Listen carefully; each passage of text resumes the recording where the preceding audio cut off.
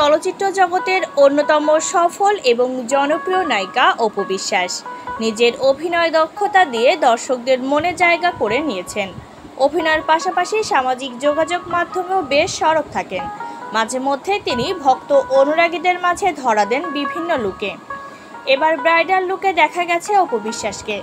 এক reel video ভক্ত অনুরাগীদের মাঝে শেয়ার করেছেন, যেখানে কানের দুল, খোপায় ফুল ও সাদা পোশাকের ওপর চুমকি পরা ব্রাইডাল লুকে ধরা দিয়েছেন। ক্যাপশনে অপু বিশ্বাস লিখেছেন, রানীরা কাউকে অনুসরণ করে না, তাদের রাজকীয় আভিজাত্যই অন্যদের আকৃষ্ট করে। কমেন্ট বক্সে নেটিজেনরা অপু বিশ্বাসের বেশ প্রশংসা করেছেন। একজন লিখেছেন, এ যেন এক রূপকথার রাজকন্যা লাগছে অপু বিশ্বাসকে।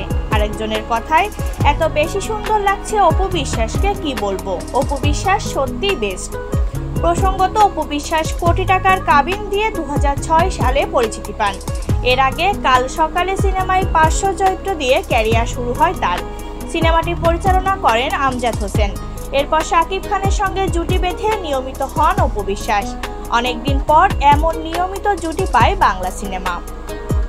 ক্যারিয়ারের জনপ্রিয়তা তুঙ্গে তখন অপু বিশ্বাস, কারণ তখন শাকিব খান মানেই তিনি। সমালোচকদের মতে সালমান শাহ ও শাবনূরের পর এতটা সফল কোনো জুটি আসেনি।